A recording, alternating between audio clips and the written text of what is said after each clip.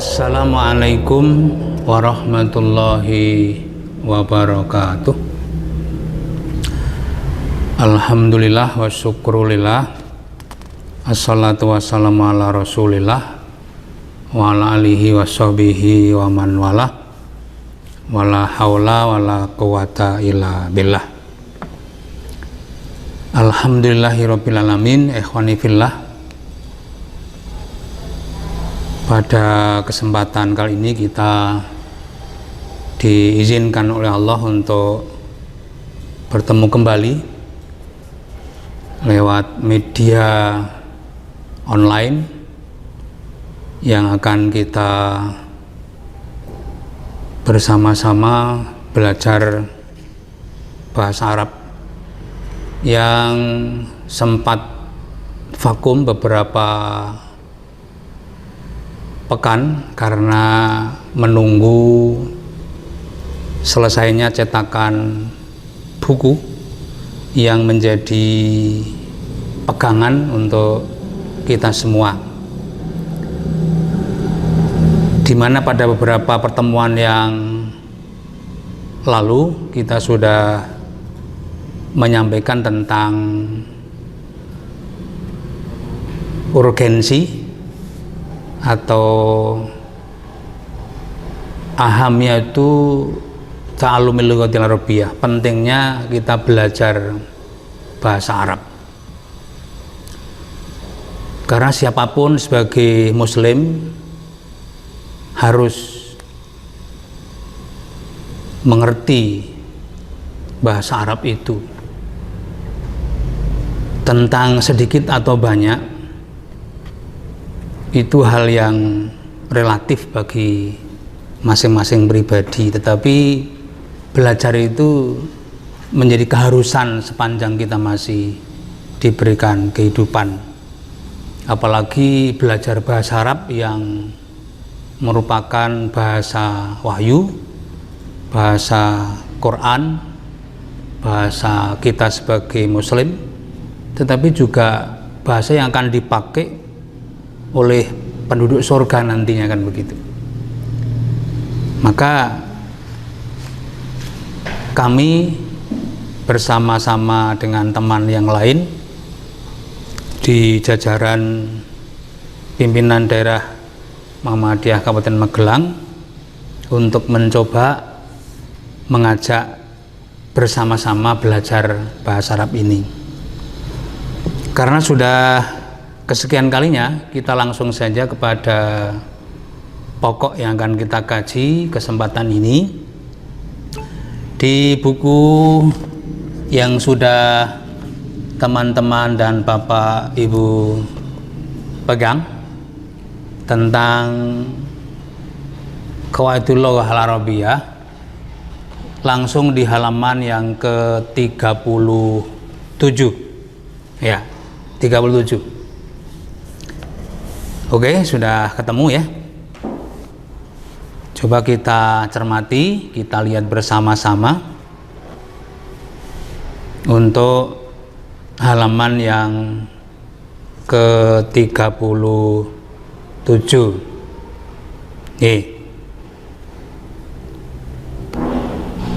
Qawaidul Nahwi, di situ ada kaidah-kaidah nahwu. Kemudian muqaddimah, pendahuluan, lalu aqsamul kalimatil arabiyyah, pembagian kata dalam bahasa Arab. Jadi saya ulang, untuk qawaidun nahwi atau sudah jadi bahasa kita, kaidah nahwu, muqaddimah, ini juga sudah menjadi bahasa kita juga, pendahuluan. Kemudian aqsamul kalimatil arabiyyah, pembagian kata dalam bahasa Arab. Oke, sudah dipahami ya. Di bawahnya An-nahwu qawaidun atau qawaidu yu'rafu biha wadhifatun kulli kalimatin dakhil jumlati wadibti awakhiril kalimati wa kaifiyati i'rabiha. Ditolong tidak usah dikasih harokat, nanti untuk belajar saja. Nanti kalau sudah dikasih harokat, kita belajarnya nanti untuk mengulang di rumah sudah pinter karena sudah dikasih harokat. Oke, coba kita ulang lagi an-nahwu sambil kita coba memahami artinya. Nahwu tadi yang di atas ada kaidah-kaidah nahwu. Nahwu itu adalah qawaidu, kaidah-kaidah yu'rafu biha, yang diketahui atau yang akan diketahui dengan kaidah-kaidah itu, wadhifatu peran, fungsi atau jabatan kata dalam kalimat, kulli kalimatin di setiap kata, dakhil jumlah yang masuk dalam kalimat,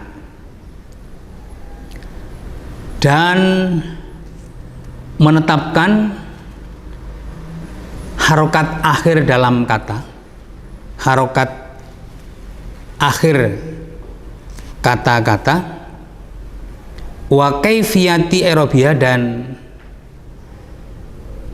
kaifiyah atau cara menguraikannya. I'rab itu artinya mengurai jabatan kata dalam kalimat. Jadi nahwu itu ilmu yang dengannya kita dapat mengetahui satu, terkait dengan jabatan kata dalam kalimat, apakah sebagai fa'il, pelaku, atau sebagai maf'ul, objek, apakah sebagai mubtada, pokok kalimat, atau sebagai khobar, sebutan kalimat atau keterangan dari pokok kalimat, di mana kata-kata itu ada dalam susunan kalimat, ada dalam susunan kalimat.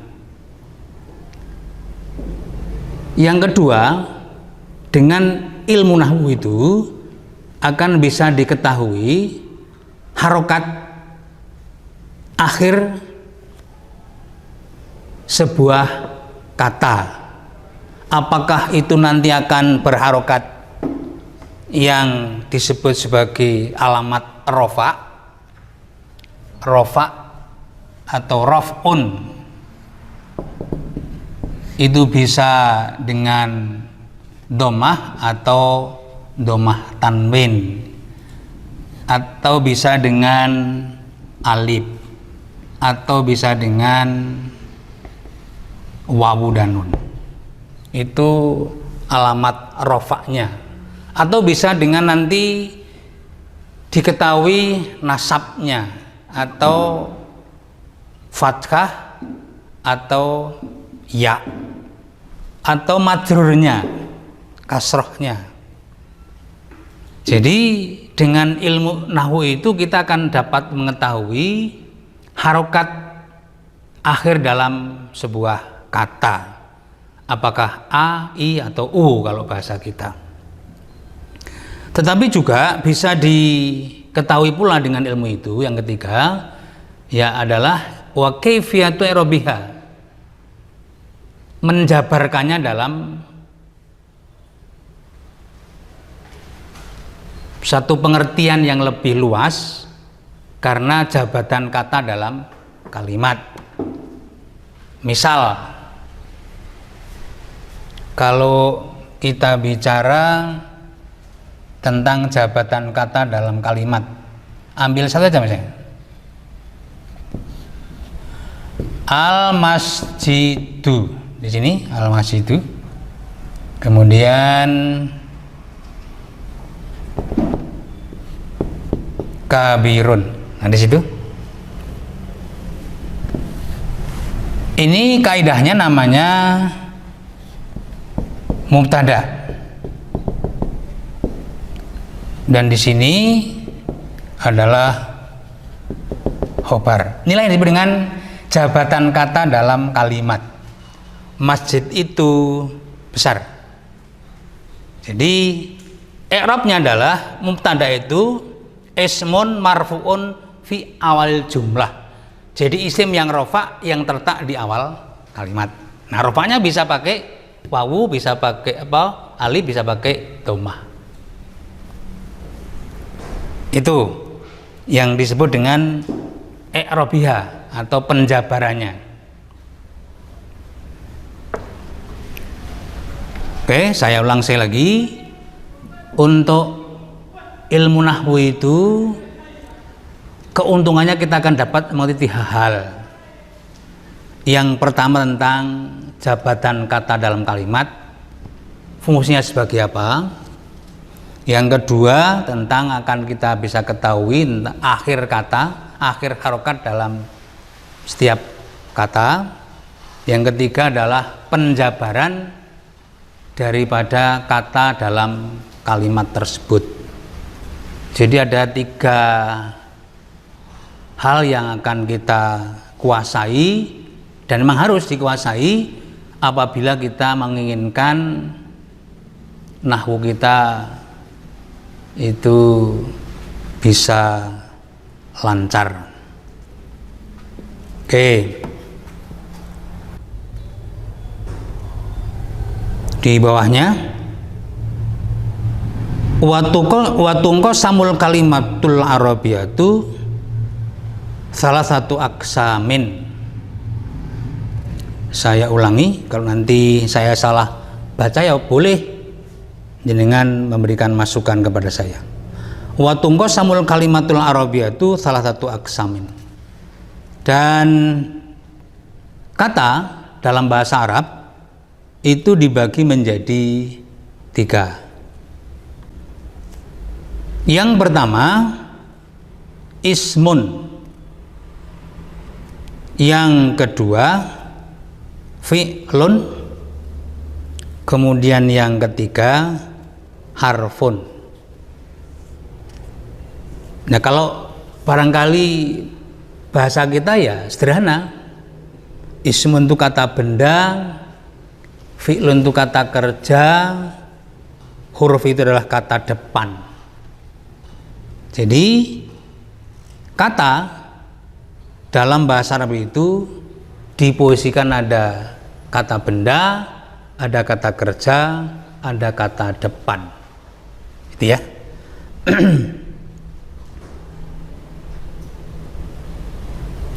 Lalu untuk catatan kaki di situ itu keterangan yang menjelaskan tentang sumber dari mana diambil tentang kaidah itu atau tentang pembagian tersebut. Jadi hanya itu isinya, tetapi tidak saya bacakan di sini.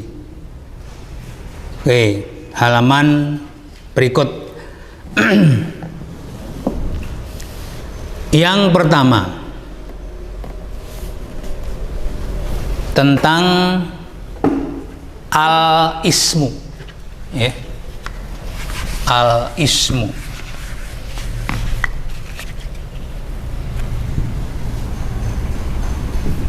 Pertama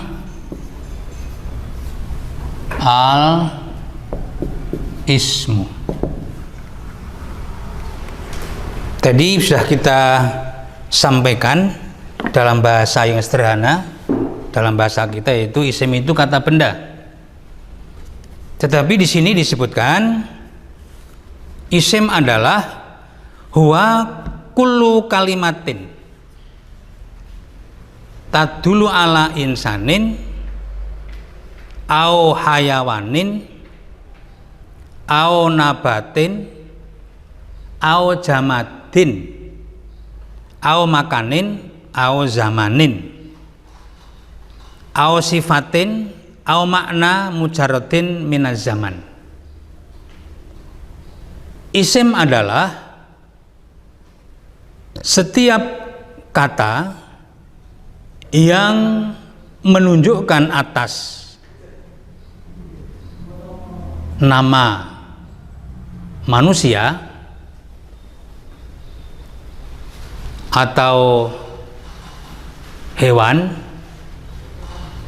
atau tumbuh-tumbuhan atau benda padat atau tempat atau masa zaman atau sifat atau makna yang sekedar atau ansih dari zaman itu sendiri.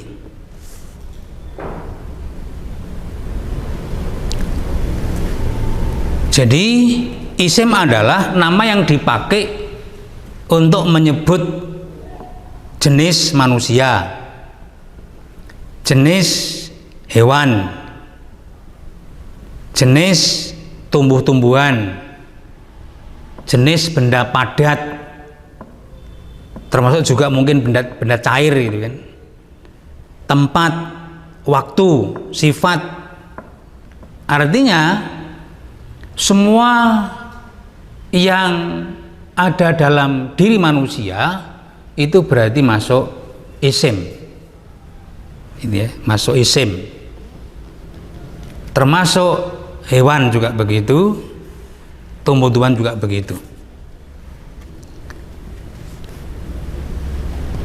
Contoh di situ sudah disebutkan mithlu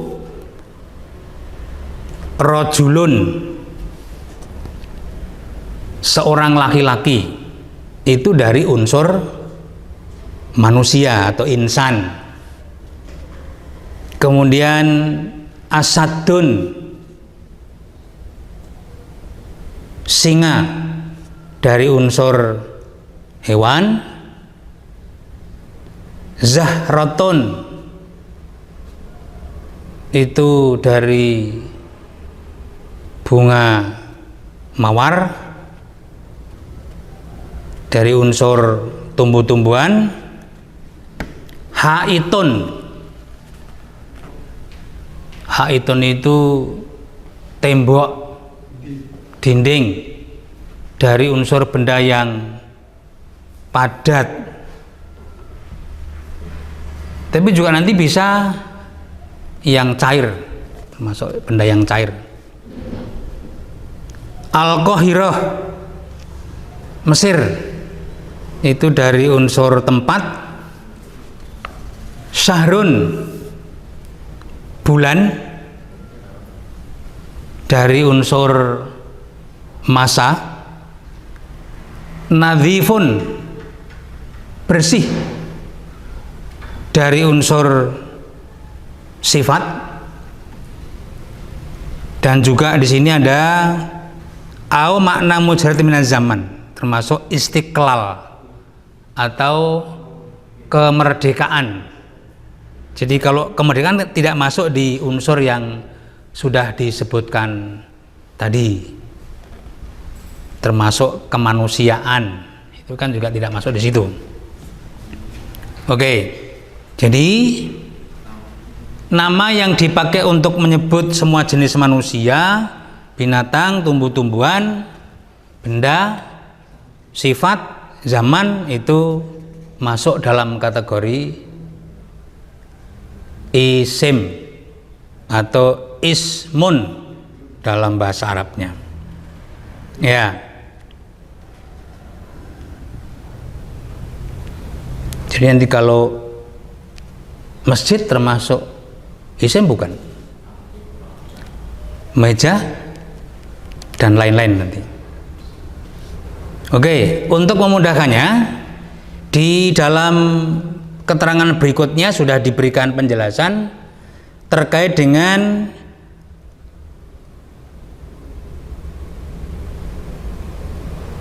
ciri-ciri atau untuk membedakan antara isim dengan yang lainnya, yaitu fi'il atau huruf. Bagaimana cara membedakan antara itu isim, fi'il dan huruf?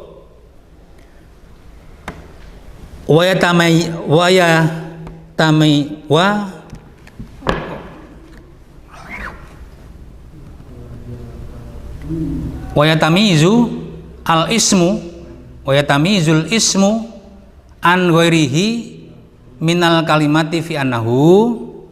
Jadi isim bisa dibedakan dengan yang lainnya itu karena satu, yumkinu tanwinuhu, jadi memungkinkan untuk diberi harokat tanwin. Artinya semua kata yang berharokat tanwin itu indikasi merupakan tanda isim. Nah, biasanya untuk yang normal, semua isim yang tanpa alif lam itu berarti dibaca tanwin. Dari tadi misalnya ar-rajulu itu kalau tidak ada alif lamnya menjadi rajulun, kan begitu. Ada lam ta'rif, ma'rifah, di sini nakirah, rajulun. Sebagaimana kalau al-masjidu, ketika tidak ada alifnya menjadi masjidun. Ini yang normal. Jadi memungkinkan, artinya indikasi bahwa kata tersebut adalah masuk kata benda itu harokatnya tanwin. Itu berarti pasti isim, ya begitu, pasti isim. Itu yang pertama. Kemudian yang kedua, yumkinu idkhalu alaihi. Indikasi yang kedua yang menandakan bahwa itu termasuk kata benda atau isim apabila bisa dimasuki dengan alif lam seperti tadi ini. Jadi rajulun menjadi ar-rajulu, yang tadinya tanwin menjadi dhammah. Rajulun ar-rajulu, kemudian masjidun al-masjidu. Al-masjidu.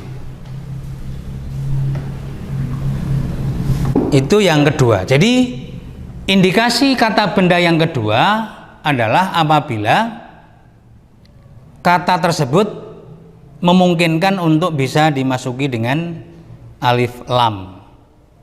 Kitabun al-kitabu, kolamun al-kolamu, as-sajaratu sajaratun, dan seterusnya.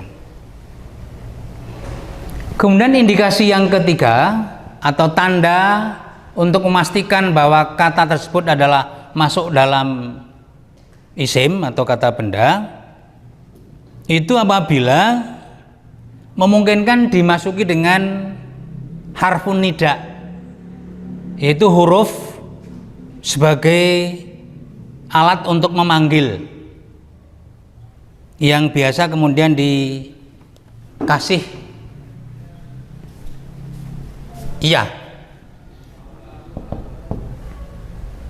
Jadi kebanyakan dari iya ini semuanya adalah setelah itu adalah kata benda. Ya Muhammad, ya Ahmad, ya Ustadz, ya Jahil, termasuk begitu, ya Alim, nah begitu. Jadi seperti itu. Itu indikasi yang ketiga.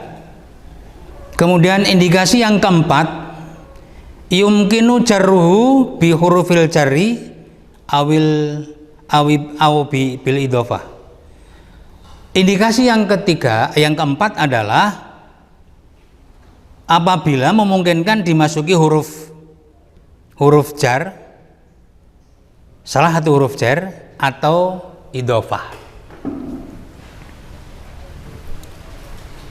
Misal seolah-olah kita belum tahu kata itu aja, kalau itu kata benda. Tapi ketika ada fi misalnya, atau ala misalnya, atau bi misalnya, atau ila misalnya, ini berarti pastikan sebagai tanda indikasi yang bersangkutan adalah kata benda.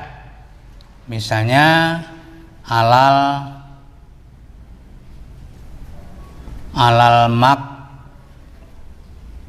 maktabi, malal maktabi, fidurji misalnya gitu ya. Misalnya billahi misalnya gitu. Ilal madrasati misalnya. Jadi ini merupakan indikasi-indikasi kata benda apabila memungkinkan dimasuki huruf jar atau salah satu dari huruf jar tersebut. Itu yang keempat.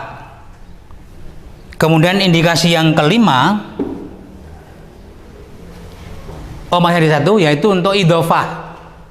Idhofah itu kalau bahasa kita mungkin kata majmu' ya, yaitu dua kata atau lebih yang berarti satu arti. Nah, sehingga kalau dalam bahasa kita tanda itu idhofah atau tidaknya itu ketika kemudian dikasih sisipan itu malah artinya tidak benar, malah lucu. Misalnya di sini mudirul,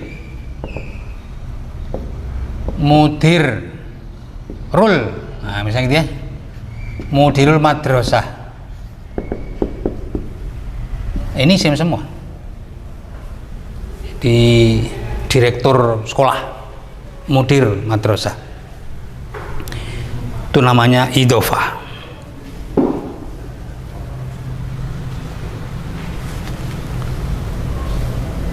Termasuk yang kelima, yang terakhir adalah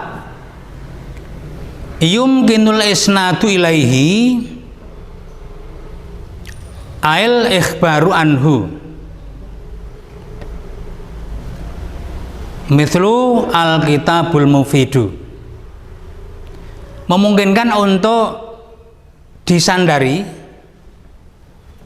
yaitu sebagai keterangan seperti itu, al-kitabul mufidu. Ini belum sempurna tapi. Jadi memungkinkan untuk disandari di sini. Ini kan sini sandarnya. Buku yang bermanfaat itu, nah begitu. Ini isim semua. Itu juga isim namanya. Termasuk misalnya kitabun mufidun itu juga begitu.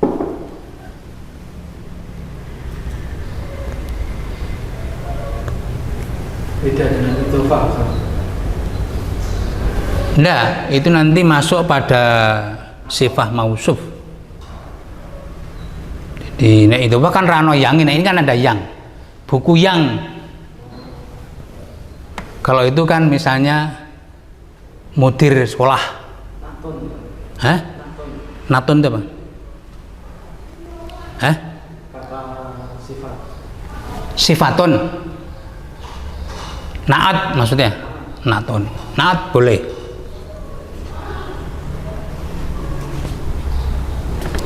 Wa yakfi an takbalal kalimata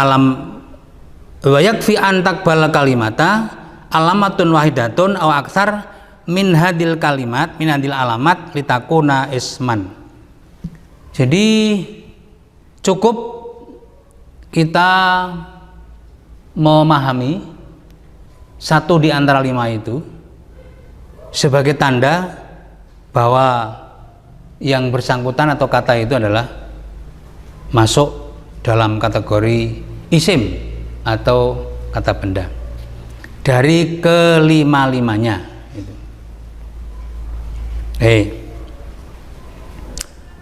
Oke, dari situ mungkin ada yang mau ditanyakan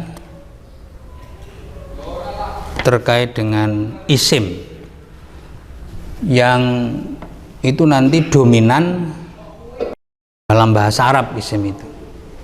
Jadi kalau nanti kata kerja atau huruf itu terbatas, tetapi untuk isim itu hampir dominan. Bisa dikatakan kalau dibandingkan dengan fi'il ya, dan huruf itu tak terbatas itu isim.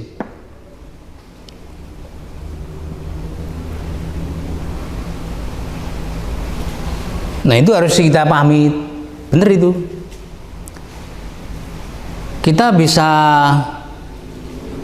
membaca meskipun belum tahu artinya, tapi sudah bisa menilai apabila dalam yang buku yang kita baca itu ada harokatnya.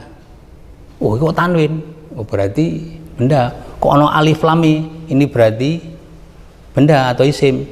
Kok ini ada di depannya, kok di depannya ada huruf jar, kata benda mesti, misalnya gitu. Jadi seperti itu kalau untuk membedakan isim dengan yang lainnya, meskipun secara apa namanya kita belum tahu maknanya, tapi bisa untuk menilai. Kalau jadi meskipun orang ngerti artinya, bahkan di sini tidak ada harokatnya. Kapan kita bisa mengetahui kalau itu harokatnya tanwin? Nah, misalnya seperti tadi, di antara bentuk sederhananya seperti itu. Ya. Gimana? Lanjut? Kalau tidak ada yang tanya? Kita lanjut dengan yang kedua. Kalau sudah al-ismu, dan yang kedua adalah al-fi'lu.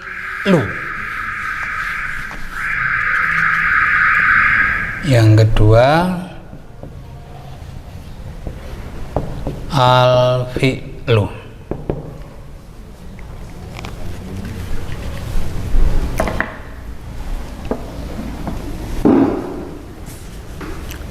Huwa kullu kalimatin tadulu ala hudusi syai'in fi zamani khosin. Huwa adalah kata kerja itu, setiap kata kullu kalimatin tadulu yang menunjukkan ala hudusi syai'in, atas terjadinya sesuatu, fi zamani khosin, di waktu tertentu atau di masa tertentu.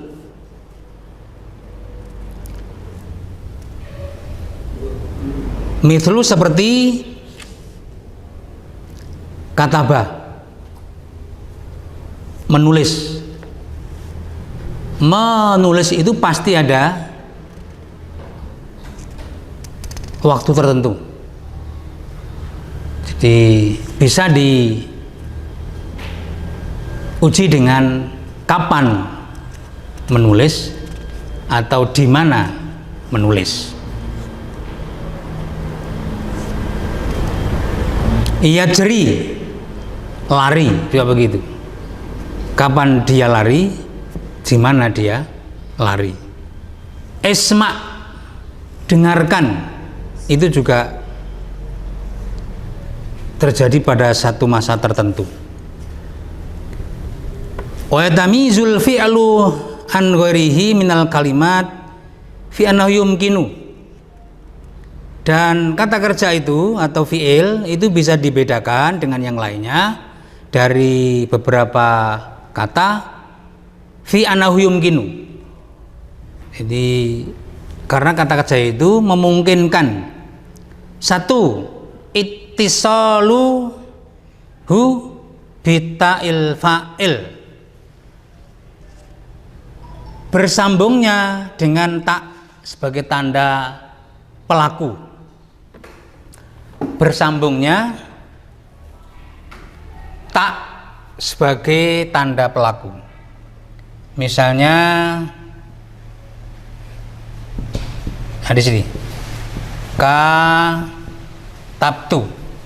ini taknya. Jadi tak di sini sebagai pelaku, katabtu siapa yang tulis? Saya, ana katabtu. Atau katabta, itu juga tak. Atau katabat bisa, atau katabti juga bisa. Ya, seperti itu.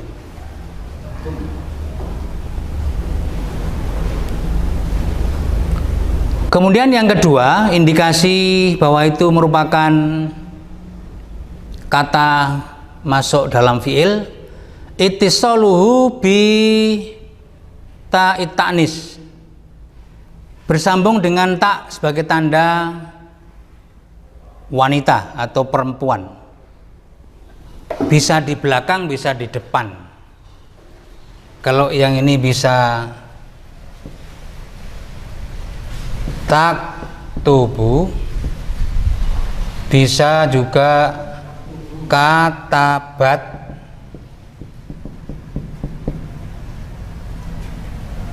ada tak di sini, ada tak sebagai tak taknis di sini, tak sebagai tanda wanita.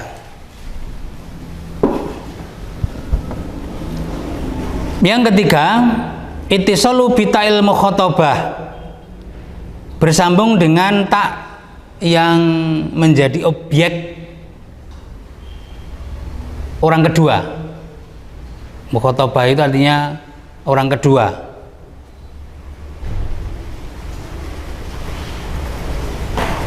Misalnya taktubina. Taktubina adalah orang kedua tapi untuk wanita. Dari anti taktubina.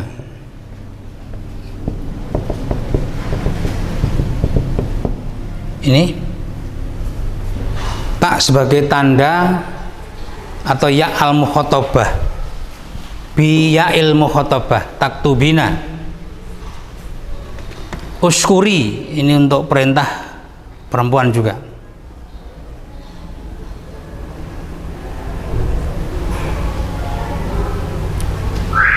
Dan yang keempat terakhir, ittisalu bit nunit taukid.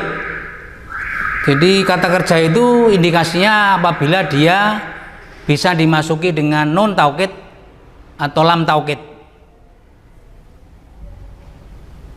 Liyak tubanna misalnya di situ. Ini ada lam, ini ada nun. Liyak tubanna.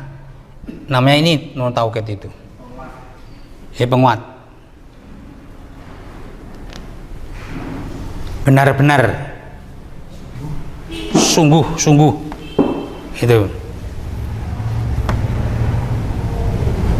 Itu diantara indikasi-indikasi kata yang masuk dalam kata kerja atau fiil, sehingga bisa dibedakan dengan yang tadi kata benda. Dan yang ketiga, atau ada yang tanya? Kalau tidak, kita lanjut yang ketiga tentang huruf. Huruf itu huwa kullu kalimatin laisa laha makna ila ma'a ghairihi, ila ma'a ghairiha.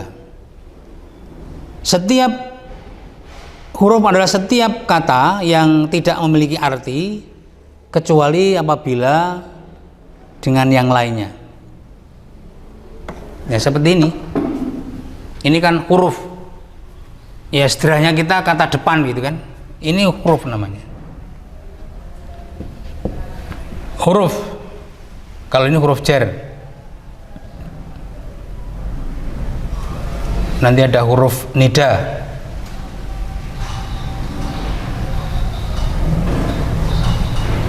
Ala ini tidak akan ada artinya secara sempurna apabila tidak bersama dengan yang lain. Allah di atas kan tidak bermakna. Di bawah, kok di bawah tidak? Dengan, ke, dari, misalnya itu. Kalau di itu diberikan contoh, ada fi yang masuk dalam huruf jar, ada an yang masuk dalam apa namanya hurufun nawasib, huruf yang bisa menasabkan, kemudian hal, istifham, kemudian lam atau lima itu huruf jazm yang nanti bisa menjazmkan atau mensukunkan fi'il mudhari', nantinya begitu. Jadi itu kesimpulannya untuk kata dalam kalimat dibagi menjadi 3 kategori. Isim yang diwakili dalam bahasa kesederhanaan adalah kata benda, kemudian fi'il kata kerja, dan huruf kata depan yang masing-masing memiliki tanda yang berbeda, yang kemudian menunjukkan bahwa yang bersangkutan itu masuk dalam kategori kata benda isim atau fi'il atau yang huruf. Tetapi yang paling banyak semua itu adalah ada pada isim, karena yang dominan dari isim tersebut.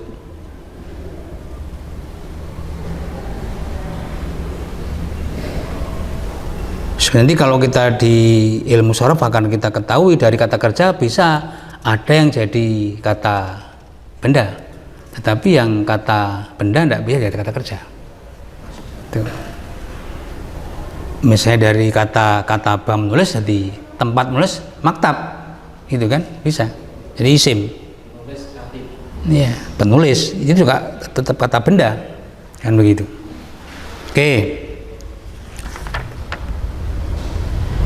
Oke, itu ikhwani fillah kajian kita pada kali ini terkait dengan pembagian kata dalam bahasa Arab. Semoga bisa dipahami dan mohon supaya dibaca ulang di rumah buku tersebut supaya nanti membawa manfaat bagi ikhwan semuanya. Apabila ditemukan beberapa hal yang tidak sesuai seperti yang saya baca tadi, bisa langsung ke saya atau bisa lewat WA untuk menanyakan. Terima kasih atas atensi perhatiannya, dan terima kasih juga untuk Mas Eko dan Mas Febri yang menemani kami di sini selama ini. Semoga Allah memberikan berkah kehidupan kita semua, terutama kita berusaha untuk menjadi hamba yang terbaik. Satu di antaranya adalah belajar. Ada kurangnya kita lanjut di masa yang akan datang atau sepekan lagi, insyaallah. Harapan nanti semakin banyak yang datang, nanti akan semakin banyak ilmu yang bisa kita raih, karena kebanyakan atau banyak orang berarti akan banyak ilmu yang bisa kita terima. Terima kasih. Akhirul kalam, ilal liqa fi usbil qadim insyaallah. Assalamualaikum warahmatullahi wabarakatuh.